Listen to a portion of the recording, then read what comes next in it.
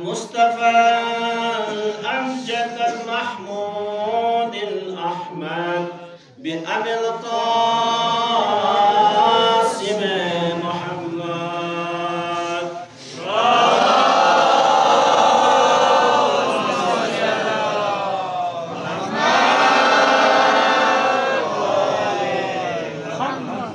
اللهم كن لوليك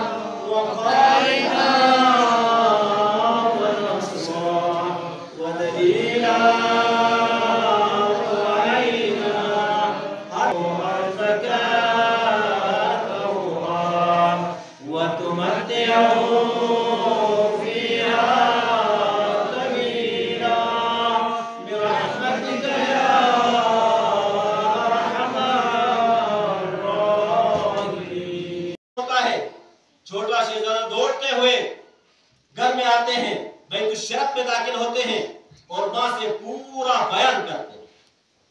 जैसे ही अबुल हसन घर में तशरीफ लाते हैं, फातिमा ज़हरा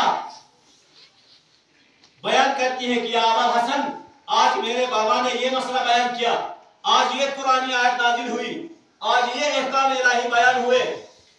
तो अबुल हसन बज़ाहिर हैरत से पूछ रहे हैं कि फातिमा, आप तो मस्जिद में नहीं थी, आपको कैसे पता चला कि आपके बाबा ने ये बयान किया? कहा कि मेरा छोटा शहजादा हसन मुझे सारी चीजें तफसील से बताता। हमें फलसफा जानने की जरूरत नहीं है, हमें 2-2 घंटे तकरीर करने की जरूरत नहीं है, बस सिर्फ एक ही नाम काफी है कि हुसैन का नाम सुना तो हुसैन से मोहब्बत होती चली जाती है, और यजीद का नाम लिया तो यजीद से नफरत बढ़ती चली।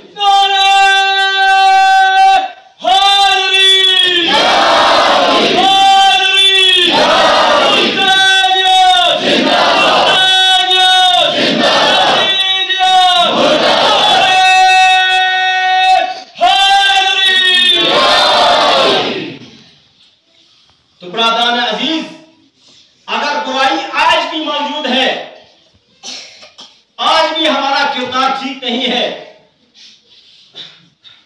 आज भी हम झूठ बोलते हैं, तो इसका मतलब यह है कि हम किस किरदार पर अमल कर रहे हैं। हुसैनी किरदार ये नहीं है हुसैन ने कयाम क्यों किया था। पैगंबर सलाम का पहला ऐलान ही यही था, कूलू ला इलाहा इल्लल्लाह तुफ्लिहू, ला इलाहा इल्लल्लाह कहो, इसमें तुम्हारी कामयाबी है, इसके अलावा कहीं कामयाबी आपको नहीं मिलेगी। जब आज़ान के लिए कलिमात बयान किए गए, हय अलल फलाह के कर ऐलान किया गया, लोगों आओ, इसमें तुम्हारी फलाह है, इसमें तुम्हारी कामयाबी। आज़ान की आवाज तो आती है, लेकिन वो रस्मन आती है, हम बाहर गपे हाँक रहे होते हैं। मेरे दोस्तों, मेरे अजीजों, अगर यही किरदार रहा तो मजलिसों में आने का फायदा नहीं है। इन मजलिसों से अगर हमने न सीखा तो रोज माशर इसके आप जो आते होंगे। दुरूद भेजे मोहम्मद वाले